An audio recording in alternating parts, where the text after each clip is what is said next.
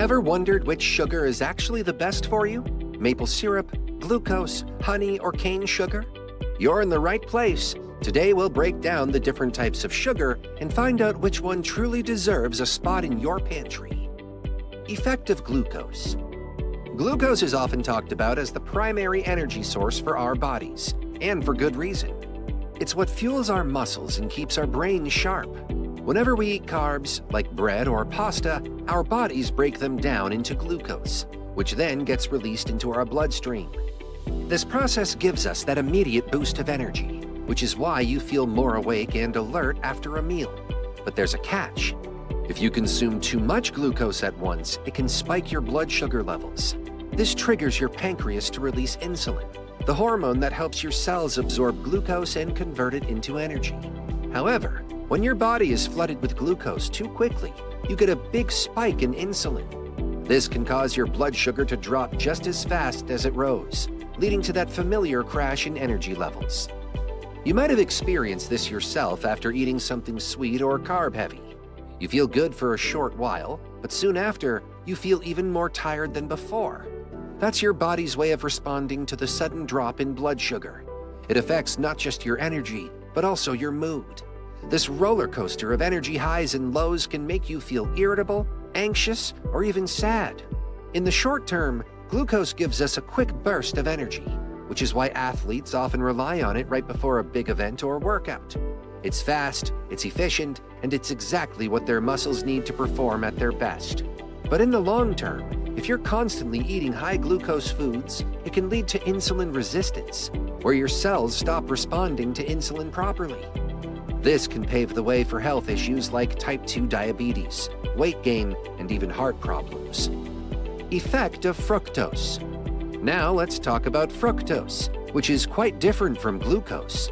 While glucose is used by every cell in your body for energy, fructose is mostly produced in your liver.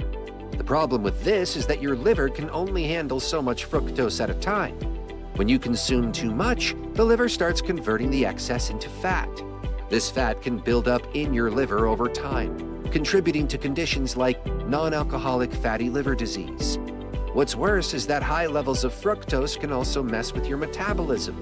It doesn't trigger the release of insulin the same way glucose does, and it doesn't make you feel full. So you might end up eating more without realizing it, leading to weight gain. Fructose is often found in natural products like fruit juices, which might seem healthy, but they're still packed with fructose. The issue here is that the liquid form makes it easy to consume large amounts of fructose very quickly. Unlike eating whole fruits, which come with fiber and slow down the absorption of sugars, fruit juices deliver a large fructose load to your liver all at once. This can lead to many metabolic problems, like increased fat storage and even insulin resistance over time. Coconut sugar. Coconut sugar is often marketed as a healthier alternative to regular sugar, and you've probably heard people say it has a lower glycemic index, meaning it won't spike your blood sugar as much. While it's true that coconut sugar has a slightly lower glycemic index, the difference is not that significant. The main reason people consider it healthier is that it contains small amounts of inulin, a type of fiber that can slow down the absorption of glucose. But here's the thing. The amount of inulin in coconut sugar is so minimal that it doesn't make a huge impact. Nutritionally, coconut sugar does contain trace amounts of minerals like potassium, magnesium, and zinc, but the quantities are so small that you'd have to consume a lot of it to get any real benefits. And consuming too much sugar, even if it's coconut sugar, still comes with the same risks of weight gain, tooth decay, and metabolic issues. When you consider it to regular cane sugar, there isn't a massive difference in terms of calories or sugar content. The marketing around coconut sugar often focuses on these small differences to make it sound much healthier than it actually is. Cane sugar. You know, cane sugar is the most common form of sugar we consume, and it comes from two primary sources, sugar cane and sugar beets. It's literally everywhere, from the sugar bowl on your kitchen table to countless processed foods and drinks. The thing about cane sugar is that it's pure sucrose, which is essentially a combination of glucose and fructose. When you consume it, your body breaks it down into these two simpler sugars. The glucose immediately raises your blood sugar levels, giving you a quick energy boost, but it also spikes your insulin levels. This is where the problem starts. Over time, these frequent spikes in insulin can make your cells less responsive to it, which is what we call insulin resistance. This condition is a major precursor to type 2 diabetes. When you consume a lot of cane sugar regularly, you're essentially training your body to demand more insulin to manage all that glucose, which leads to weight gain and other metabolic issues. And because it's in so many foods, it's easy to overconsume without even realizing it. That's why it has such a bad reputation in terms of health. Historically, cane sugar became a dietary staple because it was cheap and easy to produce in large quantities, especially in tropical and subtropical regions. It provided a quick source of energy for hard labor and was highly profitable for producers. The Industrial Revolution made sugar even more accessible, and it quickly became embedded in the modern diet. Unfortunately, as its consumption skyrocketed, so did rates of obesity, diabetes, and heart disease. So, while it was once considered a valuable commodity, the long-term health impacts of cane sugar consumption have been quite detrimental. Agave syrup. Now let's talk about agave syrup. You've probably heard it touted as a healthier alternative to regular sugar because it has a low glycemic index. This means it doesn't cause an immediate spike in blood sugar levels like cane sugar does. But here's the catch. Agave syrup is made up of to 90% fructose, which is a different type of sugar than what we find in cane sugar. Unlike glucose, fructose doesn't raise blood sugar levels immediately. Instead, it goes straight to the liver to be processed. This might sound like a good thing at first, but when you consume a lot of fructose, your liver gets overwhelmed and starts converting the excess into fat. This can lead to non-alcoholic fatty liver disease and increased triglycerides, which are both risk factors for heart disease. So while agave syrup might not give you that immediate blood sugar spike, it can contribute to other long-term health issues if consumed in large quantities. In fact, when you compare agave syrup to high fructose corn syrup, which has around 55% fructose, agave actually contains significantly more fructose. This makes it even more problematic in some ways. It's a bit of a paradox. It's marketed as a health food, but the high fructose content can have some pretty serious consequences over time. Honey. Then there's honey, which has been used for centuries not just as a sweetener, but also as a natural medicine. It's packed with antioxidants and has antimicrobial properties, which can help boost your immune system and fight off infections. Unlike cane sugar or agave syrup, honey has some real nutritional value. However, honey is still a form of sugar, primarily composed of glucose and fructose, similar to cane sugar. Its glycemic index can vary depending on the type, but generally it's lower than refined sugar. This means it doesn't cause as dramatic a spike in blood sugar levels. For athletes, honey can be a great option because it provides a quick source of energy without the immediate crash that comes from other sugars. The glucose in honey gets absorbed into the bloodstream quickly, providing fast fuel for the muscles, while the fructose gets processed more slowly by the liver, providing a more sustained release of energy. However, because it's still sugar, consuming too much honey can lead to the same issues as any other sugar, such as weight gain, tooth decay, and insulin resistance. The key with honey, as with all sugars, is moderation.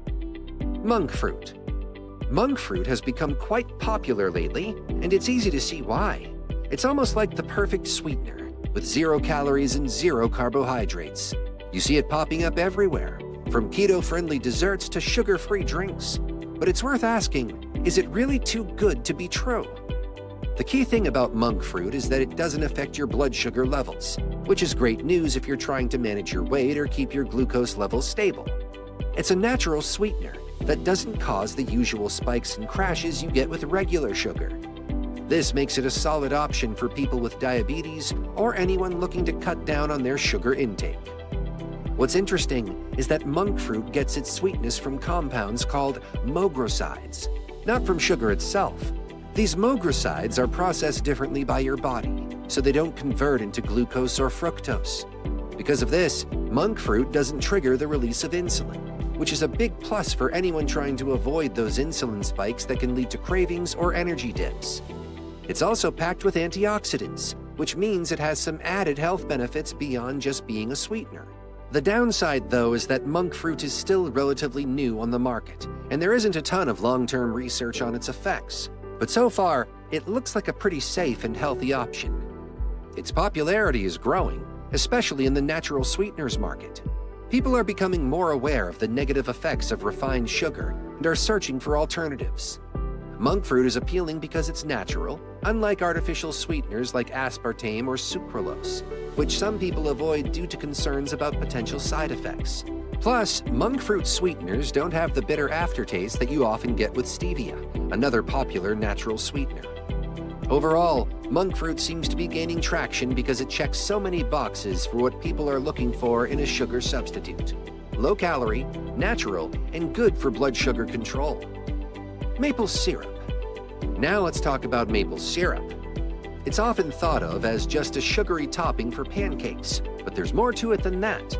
Maple syrup actually contains over 24 different antioxidants, which is a big deal when you think about it. It's not just empty calories. It brings some nutritional benefits to the table. For instance, it has minerals like zinc and manganese, which are important for immune function and maintaining healthy bones. It's also less processed than many other sugars, which helps retain these beneficial compounds. When you look at how maple syrup affects insulin levels, it's actually somewhere in the middle compared to other sugars. It does raise blood sugar levels, but not as sharply as refined sugars do. This makes it a slightly better choice for people who are trying to watch their sugar intake but still want a bit of natural sweetness. However, it's still sugar at the end of the day, and consuming too much can lead to the same problems as other sugars, like weight gain and increased risk of metabolic diseases. So while maple syrup has some unique benefits, it's not a free pass to pour it over everything. Comparison of all sugars. If we were to rank these sugars and sweeteners from the worst to the best, based on their impact on health, it would look something like this.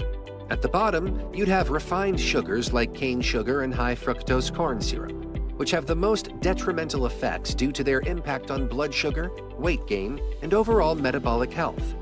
Moving up the list, agave syrup might be next because of its high fructose content, which can negatively impact liver health over time, despite its low glycemic index.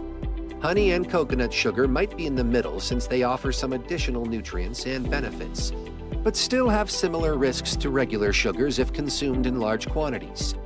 Maple syrup would rank slightly higher because of its antioxidant content and lower glycemic impact. At the top, you'd find monk fruit and possibly other natural zero-calorie sweeteners. Monk fruit, with its almost zero impact on blood sugar and its antioxidant properties, looks like one of the best options available for people looking to reduce their sugar intake without sacrificing sweetness. The overall goal is to find a balance, using sweeteners that provide some nutritional benefits without causing harm when used in moderation. Now that you know the real effects of these sweeteners, what will you choose next time?